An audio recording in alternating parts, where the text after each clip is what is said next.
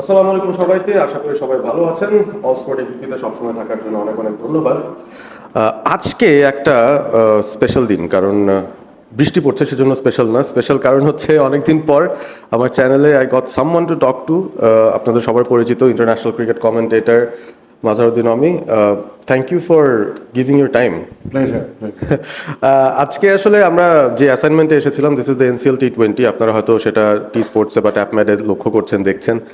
খানিকটা বৃষ্টির কারণে একটা বিরতি পেয়ে গেছি, তবে আজকে খুব ইম্পর্ট্যান্ট একটা দিন, অক্টোবরের 2 তারিখ।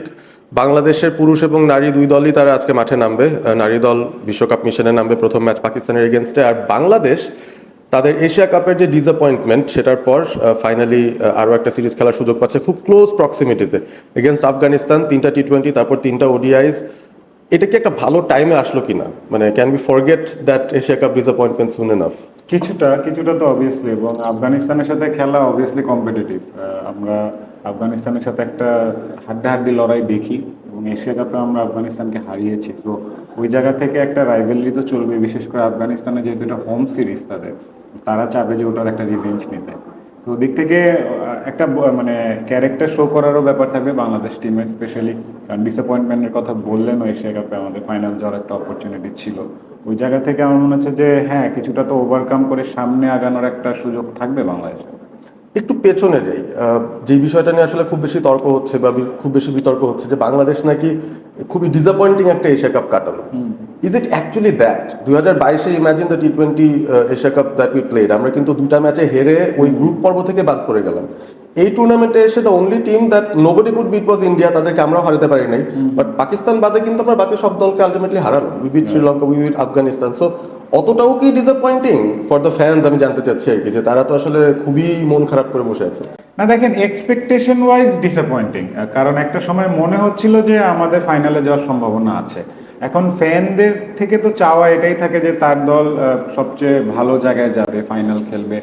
চ্যাম্পিয়ন হওয়া না হওয়া that is different, but final পর্যন্ত যাওয়ার আশাটা বাংলাদেশ করতেই পারে, কারণ অনেক দিন ধরে আমরা খেলছি। আমরা ফাইনালও এশিয়া কাপে কয়েকবার গিয়েছি, বাট প্রতিবারই আমরা দেখা যায় যে কোনো না কোনোভাবে আমরা হেরে যাচ্ছি। বাট ওই জায়গা থেকে আমাদের কনসিস্টেন্সিটা একটু সমস্যা আছে, স্পেশালি যদি ব্যাটিংয়ের কথা বলি। আমরা আসলে জানি না যে আজকে আমরা আসলে ভালো করার চান্সেস আছে কি না, কারণ আমরা সবাই দেখা যায় যে উপরওয়ালার উপর অনেকটা ছেড়ে দেয় যে আজকে যাতে ব্যাটিংটা ভালো হয়। এই যে চিন্তাটা বা এই যে এক্সপেকটেশনটা বা এই যে একটা ভয় থাকে ভেতরে, এই ভয়টাকে কাটিয়ে ওঠার জন্য হলেও যে বাংলাদেশ টিমের কনসিস্টেন্সিটা খুব দরকার। তখন গিয়ে দেখবেন যে ফ্যানরা একটু কনফিডেন্টলি বলতে পারবে যে আমাদের ব্যাটিং ইউনিট ওদের থেকে ভালো, বা আমাদের আজকে সম্ভাবনাটা বেশি।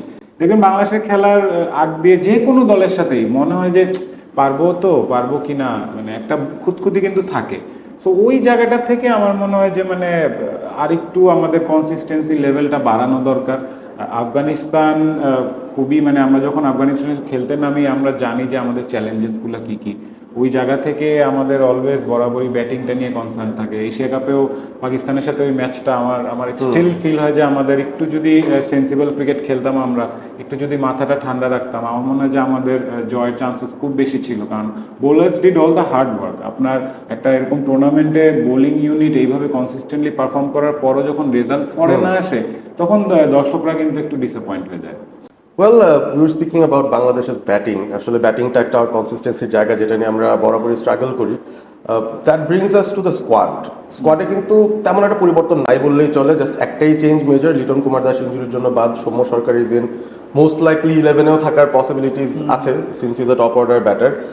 এখন বাংলাদেশ তো আর খুব বেশি চপ অ্যান্ড চেঞ্জ বোধহয় করবে না, ওয়ার্ল্ড কাপটা কিন্তু খুব ক্লোজ ফেব্রুয়ারিতে। So there is not much opportunity for chopping and changing. যারা আছে তাদেরকে দিয়েই আসলে we have to move on and we have to hope যে ওয়ার্ল্ড কাপে কিছু একটা করি। সো যত বেশি ম্যাচ খেলবো ততই তো লাভ, নাকি? মানে এই সিরিজগুলো তো খেলা ইম্পর্টেন্ট। হ্যাঁ, ডেফিনেটলি ম্যাচ যত খেলবো আমাদের তো ওই ম্যাচ প্র্যাকটিসটা বলি বা ম্যাচ টেম্পারামেন্ট একটা কথা আছে, যে আমাদের ওই জায়গাটায় কিন্তু কি ক্রাঞ্চ সিচুয়েশনে কিভাবে ডিল করতে হয়, কিভাবে ওই সিচুয়েশনটা হ্যান্ডেল করতে হবে, আমরা অনেক ক্ষেত্রেই জানি না, বা দেখে মনে হয় যে আমরা ওই সব সিচুয়েশনে কিভাবে হ্যান্ডেল করে ওভারকাম করে বের হয়ে আসতে হয় ওটা আমরা অনেক ক্ষেত্রেই পারি না। ওই জায়গাটাতেই আমাদের প্লেয়ারদের আমার মনে হচ্ছে যে এইসব সিচুয়েশন আরও বেশি যত পড়বে, যত ক্রাঞ্চ সিচুয়েশনে পড়বে, আমার মনে হচ্ছে যে তাদের ওই ট্রু ক্যারেক্টারটা রিফ্লেক্ট করার একটা সুযোগ থাকে। আমাদের দলে বারবার একটা কথাই বলি যে কনসিস্টেন্সির অভাব। কনসিস্টেন্সিটা কখন আসবে? যখন আপনি রেগুলার বেসিসে একটা জায়গায় ট্রাই করতে থাকবেন। বেশি চপ অ্যান্ড চেঞ্জ হলে আসলে যেটা হয় যে প্লেয়াররা নিজেদের রোল সম্পর্কে অবগত থাকে না। আর এই দলে যারা রয়েছে আমার কাছে মনে হয় যে আপনিও ফলো করেন বাংলাদেশ ক্রিকেট, আমরা এনসিএল টি20 করছি, আমাদের পাইপলাইনে এর থেকে ভালো কি প্লেয়ার আছে? কোয়েশ্চেন কিন্তু এটা। সো যারা আছে এদের মধ্যে থেকেই আমাদের এক্সপেকটেশনটা থাকতে হবে, এবং যারা রয়েছে তাদেরকেও বুঝতে হবে যে তারা যেহেতু সবার মধ্যে থেকে বেস্ট 15 or 16, সো তাদেরকে ওই লেভেল অফ স্ট্যান্ডার্ডটাও মেনটেন করতে হবে, যাতে করে ন্যাশনাল টিমটা যাতে মানে খুব ইজি একটা জায়গা না হয়ে যায় যে ন্যাশনাল টিম খেলাটা খুব ইজি। আমি বলবো বাংলাদেশ টিমে ন্যাশনাল টিমে খেলা খুব ইজি। আপনার একটা দুটা সিজন ভালো হলেই কিন্তু আপনি ন্যাশনাল টিমে খেলে ফেলতে পারেন। ওই জায়গাটা থেকে ওই জায়গাটার ভ্যালুটা করাটা খুবই জরুরি।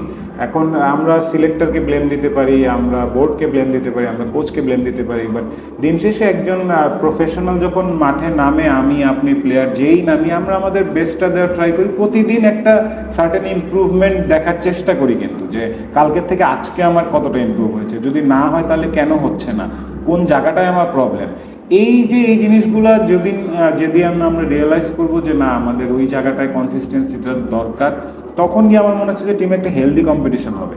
আর হেলদি কম্পিটিশন হলেই তখন দেখবেন যে একজন আরেকজনের পেছনে একজন যখন থাকবে, তখন কিন্তু তার ভেতরে একটা তাড়না থাকবে যে আমার পারফরমেন্স না করলে তো আমার জন্য আবার প্রেশার হয়ে যাবে, আমার জায়গাটা ছুটে যেতে পারে। এই প্রেশারটা নিতেই হবে। আমরা অনেক সময় ন্যাশনাল টিম প্লেয়ারদেরকে বলতে শুনি যে অনেক প্রেশার, অনেক কিছু। ভাই, ন্যাশনাল টিম খেলাটাই তো প্রেশার। প্রেশার হ্যান্ডেল করতে হবে। India handle pressure very well, তারা তো এশিয়া কাপের চ্যাম্পিয়ন হয়ে দেখালো। ফিউ অফ দ্য প্লেয়ার্স যারা আসলে লাইমলাইটে থাকে না, তারাই পারফর্ম করে দেখাচ্ছে ক্রাঞ্চ মুভমেন্টে। So pressure handling is so important. Final question, the one under tremendous pressure is Zakir Ali অনেক। He is the captain, stand in captain. এই মুহূর্তে লিটন আসলে তো সেই ক্যাপ্টেন হবে, বাট জাকির আলীর ওভারঅল মানে যে সিচুয়েশন এসে পড়েছে, do you think it's fair the amount of criticism that he is getting? একটু তো আমাদের দেশে হয় যে মানে যখন হারে আমরা তো একজন দুজনকে খুব স্পেশালি ধরার চেষ্টা করি বা তাকেই ব্লেম করার চেষ্টা করি, বাট আমাদের কিন্তু টিম ওভারঅল পারফরমেন্সটাও জাজ করতে হবে। আমাদের মানে captain is as good as his team, এটা আমরা সবাই জানি। সো আমাদের টিমটা কীরকম, টিমের উপর বেস করে আমরা যদি একজনকেই স্কেপগোট বানানোর চেষ্টা করি, তাহলে একটু আমার মনে হয় যে ডিসঅ্যাপয়েন্টিং। বাট হ্যাঁ, ক্যাপ্টেন অ্যাপয়েন্ট করার প্রসেসটাও আরেকটু স্বচ্ছ হওয়া দরকার। আমরা যতটুকু জানি যে ন্যাশনাল টিমে কোনো ভাইস ক্যাপ্টেন অ্যাপয়েন্ট হয় না, যার কারণে কিনা ফিউচার ক্যাপ্টেন গ্রুমও করা হয় না। সো একজন অল অফ আ সাডেন যখন জাকেরকে নিয়ে ক্যাপ্টেন্সি দেওয়া হয়, অনেকের মনে প্রশ্ন জাগতে পারে why Zaker, which is a fair question আমার মনে হয়। তো ওই জায়গাটা থেকে আমাদের এই প্রসেসটা ঠিক রাখা জরুরি। এখন মনে হচ্ছে যে ধরেন জাকের যদি ইনজুরি হয়ে যায়, তাহলে কে ক্যাপ্টেন হবে? মানে আমাদের কিন্তু কোনো অপশনই নাই, মানে আমাদের ওই কাউকে ক্রিয়েটই করিনি আমরা। ওই জিনিসটা আমাদের মনে হয় যে এই কালচারটা ডেভেলপ করা খুব ইম্পর্টেন্ট, যে অ্যাটলিস্ট আপনি একটা সার্টেন সময়ে দেন একটা প্লেয়ারকে, যে তাকে জানান, সবাইকে জানান যে এই প্লেয়ারটা আমার ক্যাপ্টেন, এই প্লেয়ারটা আমার ভাইস ক্যাপ্টেন, আমার এর কিছু হয়ে গেলে একে খেলানোর আমার ক্যাপ্টেন্সি দেওয়ার আমার ইচ্ছা আছে, এবং তাকে দেওয়ার রিজনগুলো এটা এটা এটা। আদারওয়াইজ অনেকের মনে অনেক রকম কোয়েশ্চেন থাকাটা খুবই স্বাভাবিক। আমার মনে হয় যে এই প্রসেসটা আরও স্বচ্ছ হওয়া দরকার। আমি এটাও বুঝি যে মানে আসলে টিমে রেগুলার মেম্বার না হলে তো ক্যাপ্টেন দেওয়া ডিফিকাল্ট। সো লাস্ট কয়েকটা সিরিজে জাকেরের পারফরমেন্সের উপর বেস করে কিন্তু তাকেই দেওয়া হয়েছে, কারণ এছাড়া আমি আসলে তেমন কাউকে দেখিও না যে ক্যাপ্টেন্সি দেওয়ার মতো। মেবি তাসকিন ছিল, but is a fast bowler, তো রেগুলার ম্যাচ খেলার একটা ব্যাপার থাকে, তাকে হয়তো রেস দিয়ে আরেক ম্যাচ খেলা হয়, এক ম্যাচ খেলানো হয় না। তো ওই জায়গা থেকে আসলে অপশন নাই আমাদের, এটাও বাস্তবতা। ওয়েল, দেখা যাক। এই বাস্তবতা মানে সুযোগ মানে জাকির আলী আরও একটা সিরিজ পাচ্ছেন অ্যাজ ক্যাপ্টেন। আশা করবো আমরা তিনি যেন পারফর্ম করেন, বাংলাদেশ যেন ওভারঅল দারুণ একটা পারফরমেন্স দেয়, কারণ each and every match leading up to the T20 world cup is important for us. Thank you so much Mazharuddin Omi for your time, and let's hope Bangladesh can start off well আফগানিস্তানের সঙ্গে এই সিরিজটায়। যারা দেখেছেন obviously comment করে জানাবেন আপনাদের মতামত। Predicted starting 11 জানাতে ভুল করবেন না। ম্যাচের রেজাল্ট কী হতে পারে, আপনাদের মতে বাংলাদেশের ইম্প্যাক্ট প্লেয়ার কে হতে পারেন, সেটাও জানিয়ে দিন কমেন্ট করে। ভিডিওটি ভালো লেগে থাকলে অবশ্যই বন্ধুদের সঙ্গে শেয়ার করবেন এবং সাবস্ক্রাইব করবেন অল স্পোর্ট ABP। ভালো থাকবেন সবাই।